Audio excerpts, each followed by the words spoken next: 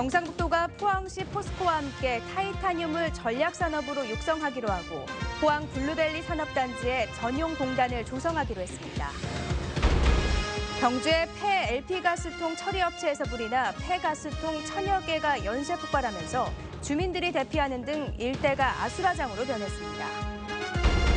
강석호 의원이 새누리당 최고위원으로 선출된 데 이어 박명재 의원이 사무총장을 계속 맡는 등 지역 의원들의 당내 위상이 높아지면서 기대감도 커지고 있습니다. 여러분 안녕하십니까. 경상북도가 포항시 포스코와 함께 타이타늄 산업을 전략사업으로 집중 육성하기로 했습니다. 포항 블루벨리의 전용 산업단지를 조성해 타이타늄 소재에서 부품, 완제품까지 공급하기로 했습니다. 임재국 기자가 보도합니다.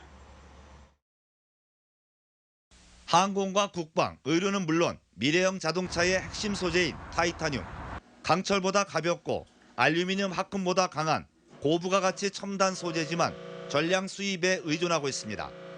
타이타늄 산업 기반을 강화하기 위해 경상북도가 포항시 포스코와 협약을 맺고 전략 사업으로 육성합니다.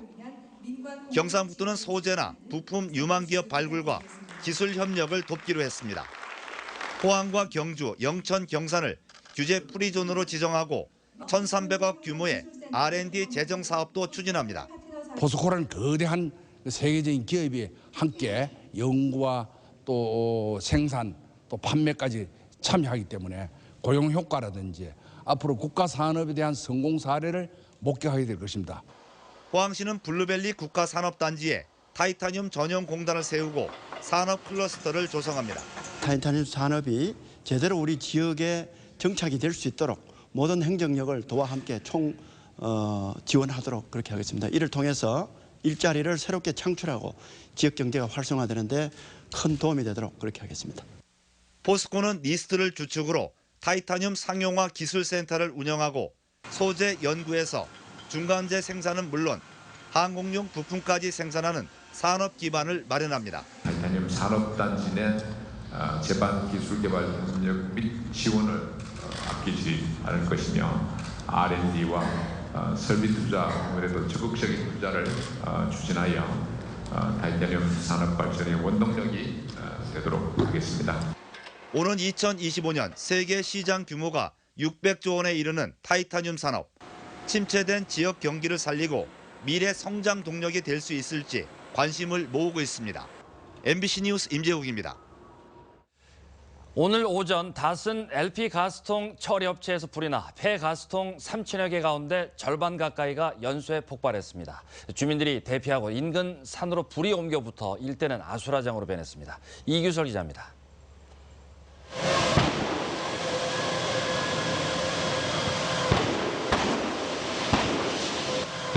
커다란 폭발음과 함께 공장에서 시커먼 연기와 불길이 치솟아 오릅니다. 공장에 쌓여있던 폐가스통이 계속 터지고 인근 야산에도 불이 옮겨 붙었습니다. 소방차 30여 대가 출동해 진화에 나섰지만 이딴 폭발로 현장 접근이 쉽지 않아 소방 헬기가 동원돼 불을 끕니다. 제가 일하는 그 책상이 떨릴 정도로 굉장히 큰 폭발이었어요. 폭발이 약 100회 이상은 계속 났던 것 같습니다. 오늘 오전 10시 40분쯤 경북 경주시 양강읍 두류리에 차량용 폐 LP가스통 처리업체에서 가스통이 폭발하면서 불이 났습니다. 사고 당시 현장에는 근로자 3명이 있었지만 재빨리 대피해 인명피해는 없었고 인근 주민 10여 명이 대피하기도 했습니다. 저는 불 났다고 연락하길래 그래 왔지요. 인명피해는 없습니다. 불이 난 지 상당한 시간이 지났지만 이곳 사건 현장에서는 LP가스가 폭발하는 소리가 계속해서 들려오고 있습니다. 불이 난 공장은 못 쓰는 차량용 LP가스통을 수거해 가스를 빼고 통을 고철로 파는 업체로 경찰은 가스통에서 남아있는 가스를 제거하다 사고가 난 것으로 보고 정확한 사고 원인을 조사하고 있습니다. MBC 뉴스 이규설입니다. 포항철강공단의 생산과 수출입이 크게 줄어든 것으로 나타났습니다. 한국은행 포항본부에 따르면 지난 6월 포항철강공단의 생산액은 1조 460억 원으로 지난해 같은 기간에 비해 14.4% 감소했습니다. 수출은 8억 1천만 달러로 지난해 같은 달에 비해 20개월 연속 감소했고 수입도 4억 6천만 달러에 그쳐 24개 연속 줄어든 것으로 나타났습니다. 지역 출신 새누리당 국회의원들의 당내 위상이 높아지면서 지역 발전에 대한 기대감도 커지고 있습니다. 지난 6월 말부터 새누리당 혁신 비상대책위원회 사무총장을 맡아온 박명재 국회의원은 새로 선출된 이정현 대표로부터도 신임을 얻어 사무총장직을 계속 맡을 것으로 알려졌습니다. 삼선의 강석호 의원도 지난 9일 열린 새누리당 전당대회에서 유일하게 비박으로 최고위원으로 선출돼 당내 위상이 크게 높아졌습니다. 이와 함께 김정재 의원이 당 원내대변인으로 활동하는 등 지역 출신 국회의원들의 당내 입지가 강화되면서 지역 발전에도 도움이 될 것으로 기대됩니다. 더불어민주당 경북도당 위원장 선거를 앞두고 오중기 현 위원장이 지난 7일 경산지역위원회 전 사무국장 이모 씨에게 지지를 부탁하며 50만 원을 건넸다며 당사자인 이 씨가 오늘 오 위원장을 경찰에 고소했습니다. 이에 대해 오 위원장은 지지를 부탁하는 매표 행위를 한 게 아니라 경북도당 차원의 일상적인 격려금 전달이었고 중앙당에서 경징계 처분됐는데도 상대 진영이 선거에 악용하고 있다고 밝혔습니다. 더민주 경북도당 위원장 선거는 내일 오후 대구 엑스코에서 당 대표 및 최고위원 후보 합동 연설과 함께 열립니다.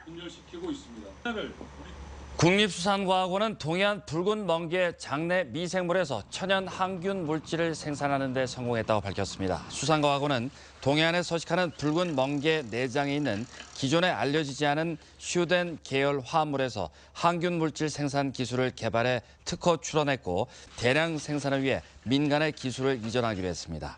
이 기술을 이용해 제품이 생산되면 어류의 감염성 질환 예방과 치료용 항생 물질로 사용할 수 있습니다.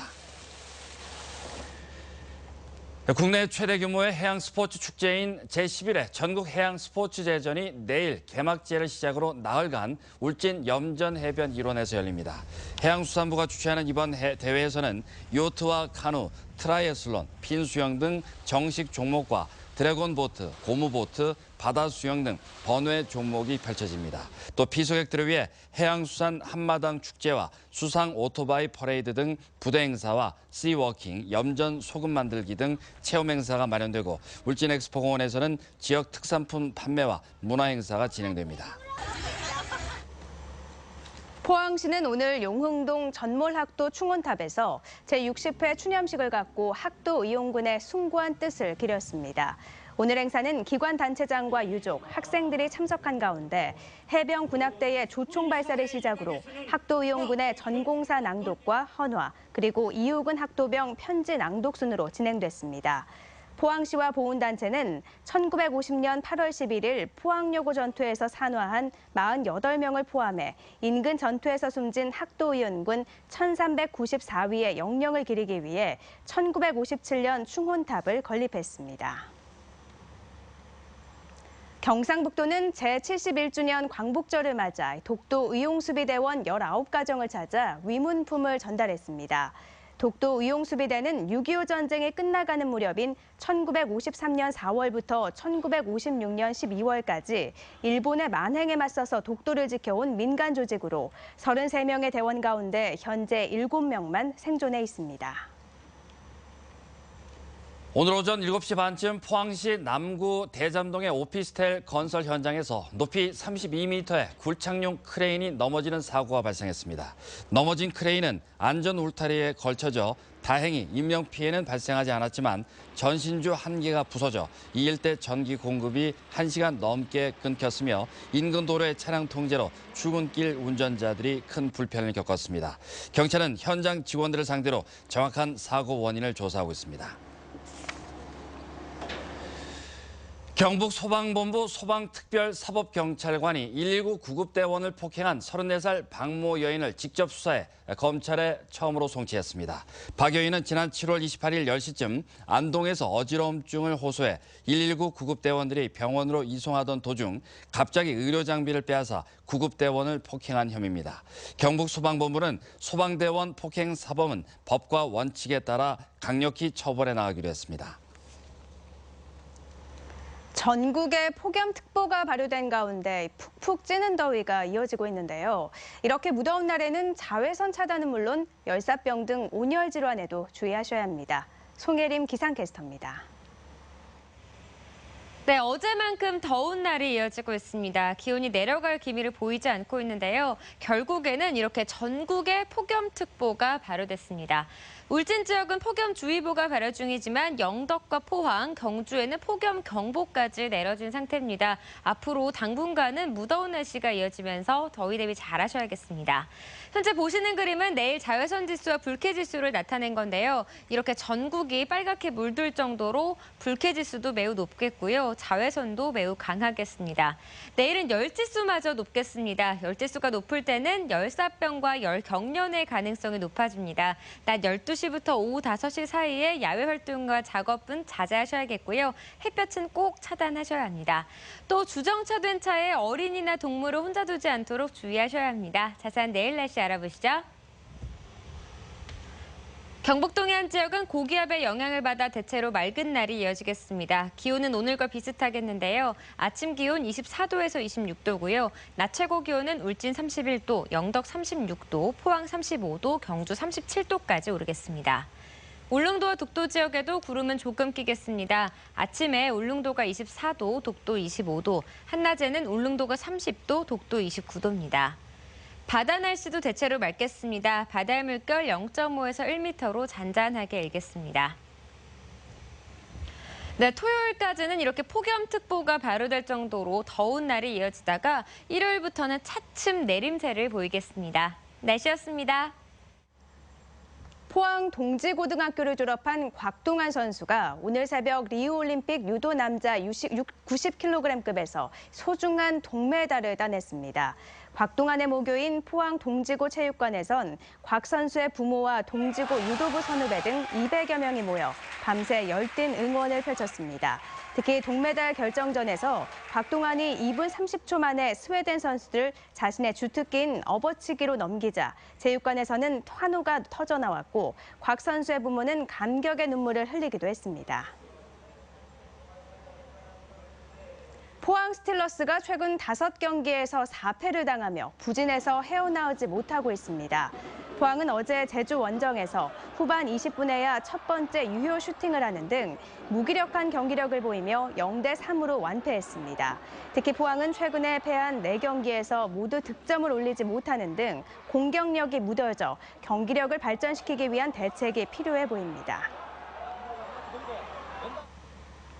오늘 오전 6시쯤 울릉군 서면 수춘교회 앞 50m 해상에서 조업하던 10톤급 어선이 암초에 부딪혀 침수됐습니다. 어선에 타고 있던 선장 62살 김모 씨 등 선원 3명은 모두 헤엄쳐 나와 무사했고 사고 어선은 바지선 크레인으로 인양해 현포항으로 옮겨질 예정입니다. 대구 경북 지역 아파트 매매와 전세 가격이 하락세를 이어가고 있습니다. 한국감정원에 따르면 이번 주 경북 지역 아파트 매매 가격은 전주보다 0.13% 떨어져 전국에서 가장 많이 떨어졌습니다. 대구 지역도 전주보다 0.11% 떨어졌는데 신규 공급 물량이 누적됐기 때문입니다. 또 대구 경북 지역 아파트 전세 가격도 전주보다 0.1%씩 떨어져 하락세를 이어갔습니다. 코레일이 올해 추석 열차표를 오는 17일과 18일 이틀 동안 판매합니다. 17일에는 경부와 경전, 충북, 동해선 승차권을, 18일에는 호남과 전라, 중앙, 장항선 승차권을 예매할 수 있습니다. 이레츠 코레일 홈페이지에선 오전 6시부터 정오까지 예매할 수 있고 지정된 역과 판매 대리점에선 오전 9시부터 2시간 동안 예매가 가능합니다. 대구지방보훈청이 광복절을 맞아 아직까지 독립유공훈장을 전수받지 못한 독립유공자의 후손을 찾습니다. 보훈청은 대구 경북에 본적을 두고 있는 독립유공훈장 미전수자가 214명에 달하는 것으로 파악하고 있습니다. 이들에 대한 인적사항은 국가유공자 홈페이지 공훈전사자료관에서 확인할 수 있습니다. 이상으로 포항 MBC 뉴스데스크로 마치겠습니다. 여러분 고맙습니다.